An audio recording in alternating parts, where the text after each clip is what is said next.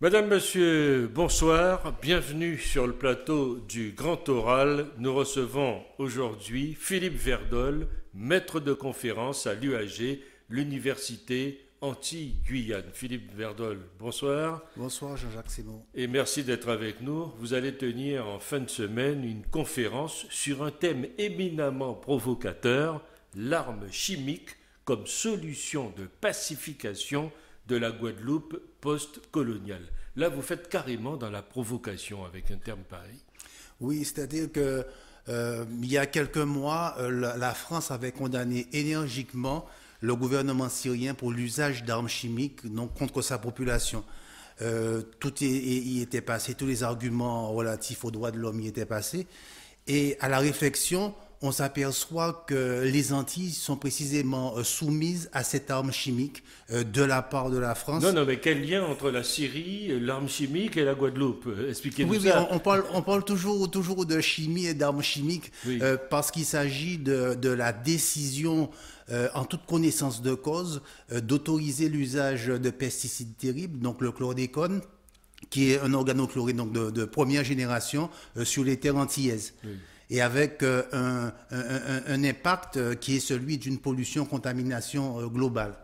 Alors, il existe... Donc pour vous, la comparaison est évidente. Oui, elle est évidente parce qu'on est toujours dans le domaine de la chimie et de ses effets. Alors, les effets, ils sont plus différés dans le temps, mais tout aussi efficaces. Par exemple, on s'aperçoit, on assiste à une baisse de la natalité chez nous qui est sans doute en rapport justement avec l'effet de stérilisation qui est induit par ce type de pesticides.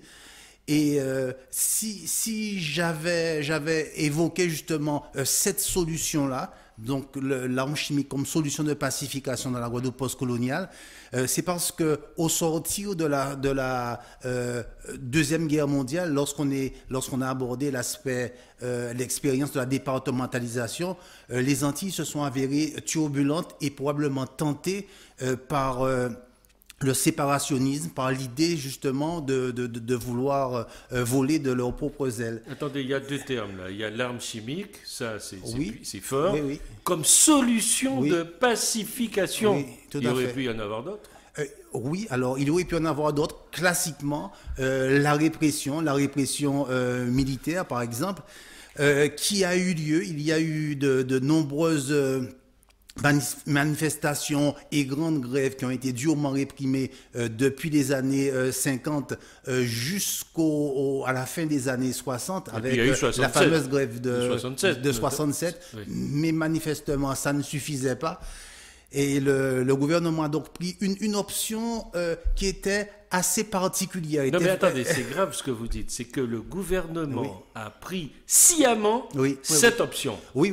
C'est ce que vous affirmez, là. Oui, c'est ce que j'affirme. Oui. C'est ce que j'affirme. Voilà. Parce que des rapports existent aujourd'hui, notamment les rapports de Mathieu Fins, de Pierre-Benoît Joly, qui sont des sociologues qui travaillent à l'INRA, qui ont produit en 2009-2010 donc deux documents qui montrent que le gouvernement a été informé de l'écotoxicité de ces produits, de leur bioaccumulation et des effets qu'ils pourraient avoir sur les populations. Bon, et malgré tout, le feu vert a été donné. Alors le feu vert a été donné dans un contexte qui était paradoxal, puisque dans le courant des années 60, en France, on a constaté que les organochlorés contribuaient à polluer durablement les terres et les ressources en eau, donc le sol de la France et les nappes phréatiques. Donc la France Bon, aurait la France- décidé sciemment d'empoisonner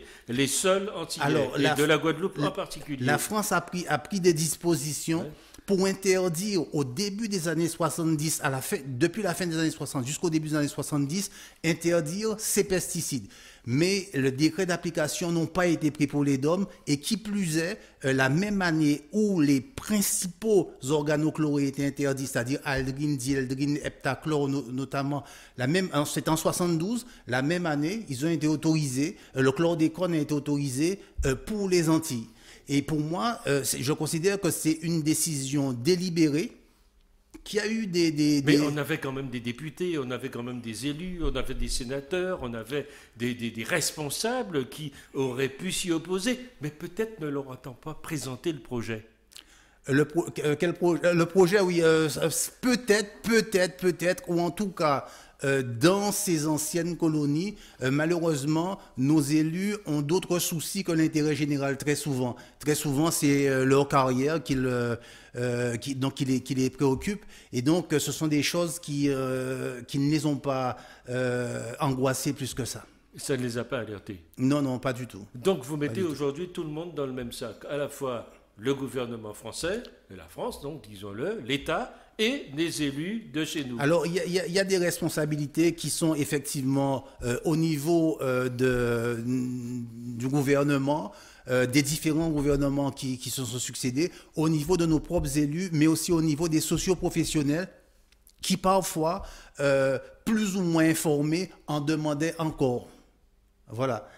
Quand vous dites plus ou moins informé. Oui, c'est-à-dire que les gros planteurs, comme on dit, bon, ils étaient au courant, par exemple, les béquets, comme on les appelle, qui ont décidé de racheter le brevet. Ils avaient forcément toutes les caractéristiques en tête. Par contre, les petits agriculteurs qui l'employaient n'étaient que des instruments quelque part. Et voilà, donc il y a toute une chaîne de responsabilités importantes, mais de la part du gouvernement qui lui était nécessairement informé, c'est un empoisonnement d'État. C'est ainsi que je l'entends, c'est ainsi que je le comprends. Alors, un empoisonnement d'État que oui. Vous n'avez pas hésité tout à l'heure au début de cet entretien à comparer à ce qui se passe en Syrie oui. Aujourd'hui. Or, lorsqu'on a vu ces images terribles de la Syrie, on s'interroge, on n'a quand même pas vu ça chez nous. Alors, on n'a pas vu ça parce que c'est fait de manière plus soft, si je peux utiliser cet anglicisme. Nous sommes pourtant en présence d'un triple génocide. Par cancer, parce qu'on bat des records, la situation est la même en Martinique, donc par cancer, par stérilisation, et puis par dégénérescence, par les différentes malformations qui sont induites par l'effet perturbateur endocrinien. Et je rappelle que le chlordécone, il est neurotoxique, il est cancérogène, il est perturbateur endocrinien, il est également spermatotoxique. Donc maintenant, on a des rapports qui tombent et qui, par exemple, l'étude Timoun, dont 3 volets ont déjà été publiés, les effets sur les enfants de 7 mois, les effets sur les enfants de 18 mois, les effets concernant la prématurité. Alors, si on s'attache, par exemple, aux effets sur les enfants de 7 mois, là, on s'aperçoit, d'après les chercheurs, que le chlordécone, il a des effets sur la baisse de la mémoire visuelle à court terme. Il impacte les centres d'apprentissage. Il affecte également la préférence pour la nouveauté des enfants. Il impacte donc il réduit les problèmes de psychomotricité, du moins il les aggrave, des enfants qui sont incapables de tenir certains objets. Ça tombe tout seul des doigts. Et surtout, ce qui est le plus inquiétant, c'est qu'on constate qu'il y a une baisse du quotient intellectuel entre 10 et 20 points. Donc, en fait, c'est malheureusement une génération de tarés qui est en train de monter. Vous êtes écouté en Guadeloupe lorsque vous dites cela, parce que vous êtes particulièrement bien documenté sur la question. Je vous suis en effet depuis quelques années. Oui. Je sais que vous êtes un des spécialistes de cette question du chlordécone. Mais ce sont des choses extrêmement graves que vous dévoilez là. C'est la raison pour laquelle j'ai une plus grande facilité d'audience à l'extérieur de la Guadeloupe que sur les médias guadeloupéens. Alors, vous voulez dire qu'on n'en parle pas en Guadeloupe non, et que pas particulièrement. Peut-être vous êtes interdit d'antenne ou de papier sur cette question. Ça commence à bouger avec la nouvelle loi sur l'avenir de l'agriculture et de la forêt. Alors là, on commence à m'inviter depuis quelques semaines, mais c'est pas vieux. Mais l'effet précis de cette stratégie gouvernementale, c'est que les nationalistes, par exemple, tous les gens qui avaient des velléités souverainistes, on dira, d'une manière ou d'une autre, ils commencent à intégrer des préoccupations d'une autre nature. je dirais, hygiénistes. Alors donc, il nous faudrait peut-être plus de médecins, plus de spécialistes pour handicapés, pour malades. Et donc, est-ce qu'on peut vraiment envisager une autonomie, une souveraineté alimentaire, d'autres statuts? Bon, le débat commence à être orienté différemment. Vous avez prononcé un mot qui m'a fait froid dans le dos tout à l'heure. Vous avez dit que nous sommes une génération perdue. Qu'on fabrique cette génération. J'ai dit oui, j'ai dit que il y a en fait des générations de tarés qui sont en train de monter. Des générations de tarés. Oui, qui sont. Le mot est fort. Mais oui, vous l'avez choisi sciemment. Oui, mais c'est-à-dire que lorsqu'on vous décrit les effets, sans compter ce que le personnel de santé scolaire, par exemple, a déjà pu nous indiquer dans certaines écoles. Vous avez des enfants actuellement dans le sud Basse-Terre qui sont incapables en classe maternelle, qui sont incapables de faire la différence, de savoir déjà s'ils sont garçons ou filles. Ce sont des classes normales, hein, garçons, filles. Attendez, répétez. Il y a des enfants qui connaissent pas leur sexe. Oui. Bon, il y a des enfants qui sont incapables de faire la différence entre dessus, dessous, avant, après, en haut, en bas, etc. Alors, il y a des enfants qui ont des problèmes de chromosomes. Ça n'a rien à voir avec la théorie du genre, ça. Non, ça n'a rien à voir avec la théorie du genre. Oui. C'est probablement l'impact direct des pesticides sur notre jeunesse. Alors, je pense à celui qui avait été président, donc William Dab, ancien directeur général de la santé, qui avait été président du comité scientifique international du plan chlordécone. Il a démissionné il y a plusieurs mois maintenant et il a retrouvé sa liberté de parole. Et il disait que cette situation de pollution généralisée aux Antilles risquait de durer assez longtemps parce que il faut faire des investissements conséquents en termes de recherche pour la dépollution des sols, des contaminations des gens. On parle de 6 siècles. Est-ce que vous confirmez ce chiffre? Oui, bien sûr. Oui, mais si la science n'a pas avancé, et lui, il explique en fait que la science ne pourra pas avancer tant que le marché sera aussi réduit que cela, c'est-à-dire réduit à la Guadeloupe et à la Martinique. Ça n'intéresse pas les investisseurs. Ça veut dire que dans l'état actuel, nous sommes quantité négligeable. Et il y a un combat à mener, il faut faire passer l'information. Et vraiment, je vous suis très, très, très reconnaissant de me permettre de m'exprimer ici aujourd'hui. Non, parce que vous racontez des choses et vous nous racontez une histoire qui est grave, oui. Qui interpelle notre génération, mais qui interpelle aussi les générations futures. Oui, mais elle a encore d'autres incidences qui sont importantes. La France, elle a été obligée de faire avec l'Europe pour traiter cette crise parce qu'il s'agit d'une crise sanitaire. Donc, il fallait que les limites maximales de résidus soient approuvées par l'Union européenne. Et en 2008, l'Union européenne, elle a retenu notamment, une norme à 2 vitesses. Pour tout ce qui concerne les produits susceptibles d'être cultivés en agriculture tempérée, 10 microgrammes, c'est-à-dire le seuil de détection, en fait, c'est un principe de précaution, c'est juste le seuil de détection. Dès qu'on détecte un pesticide interdit, hop, il ne faut pas qu'il soit présent dans l'alimentation des Européens. Par contre, elle a distingué... Pas dans l'alimentation des Européens, mais chez nous, oui. Attendez, par contre... pour les végétaux susceptibles d'être cultivés sous les tropiques, c'est 20 microgrammes. Oui. C'est 20 microgrammes. Donc, il y a deux poids de mesure, en dehors du principe de précaution même de l'Union européenne, et ça veut dire que ça affecte de manière ciblée tous les consommateurs de produits antillais. Oui. Non seulement les Antillais qui vivent aux Antilles, principalement.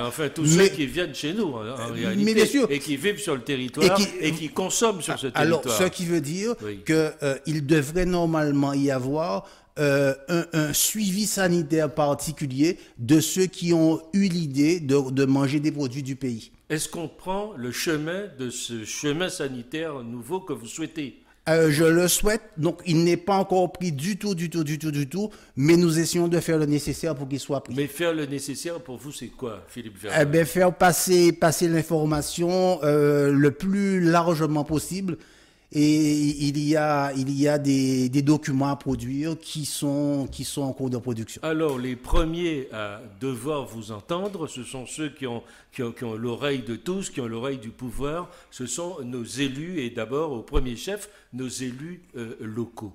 Que disent-ils de tout cela?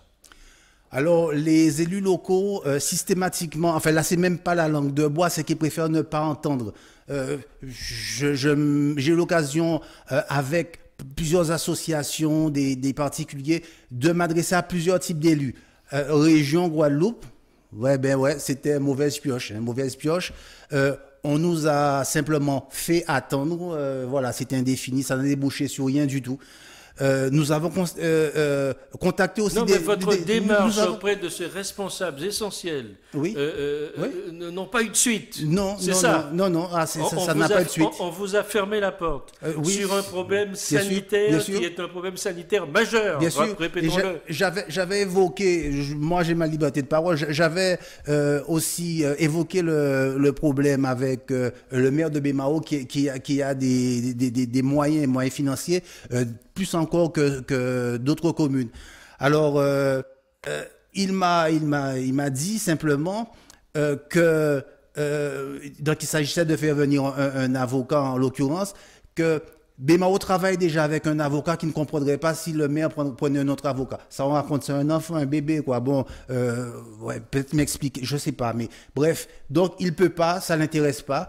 Nous avons contacté encore d'autres élus, mais le problème est tellement sensible qu'ils préfèrent simplement ne pas y aller. Ça risque de compromettre leur réélection.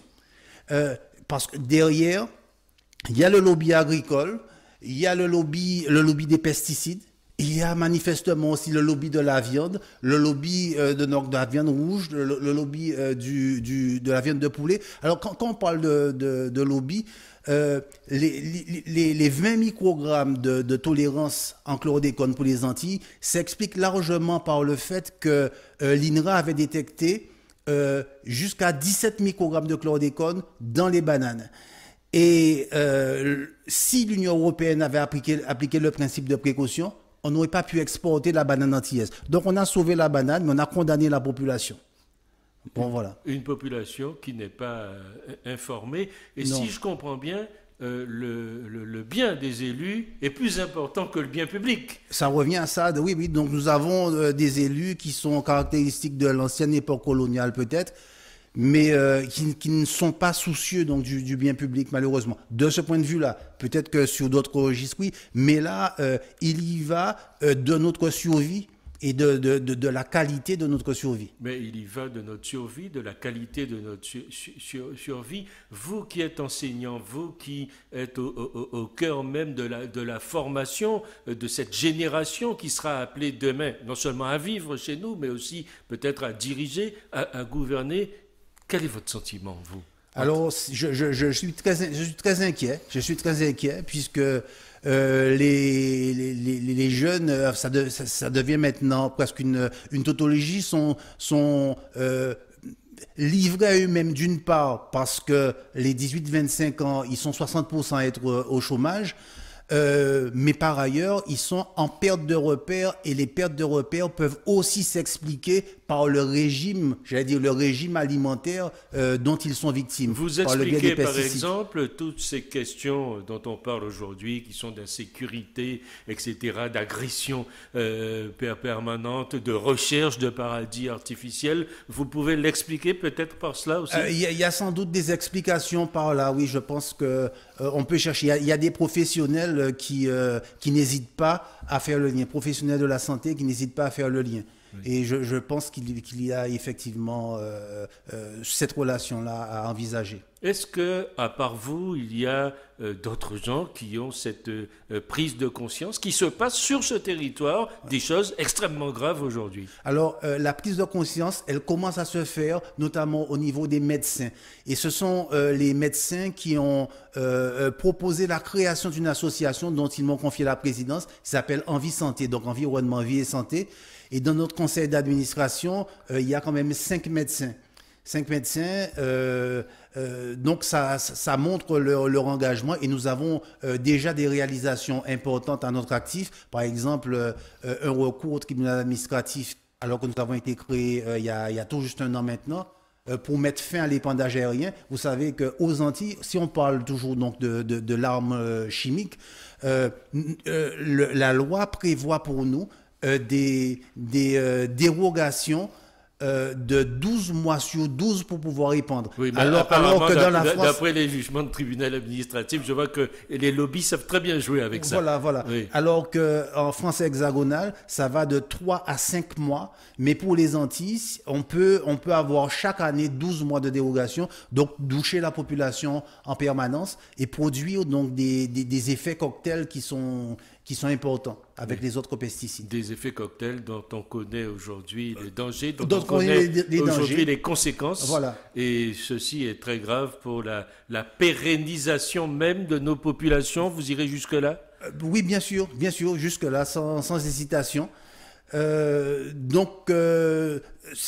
Étant donné que tout notre territoire pratiquement donc, est concerné, impacté par cette contamination, il y a un préjudice qui est très important et je pense que c'est un dossier supplémentaire, une pièce supplémentaire à verser au dossier de la réparation financière. Il y a effectivement l'esclavage qu'on évoque assez souvent, mais comment organiser un développement durable sur un territoire durablement contaminé? Bon, voilà, donc c'est une demande aussi que certains commencent à envisager. Philippe Verdol, on pourra vous entendre ce vendredi à Paris. Vous nous rappelez le lieu et l'heure? Oui, alors ça se passe à la salle des expositions de la mairie du 2e, 8 rue de la Banque. C'est vendredi 28 à 19h. Et je voulais présenter cet ouvrage qui est Déshumanisation et surexploitation néocoloniale, en sous-titre Démounage et profitation dans la Guadeloupe contemporaine. On retrouve chez l'Harmattan et il y a plusieurs de mes thèmes justement qui y sont développés. Ouais, merci Philippe Verdol d'être venu au Grand Oral. Merci beaucoup.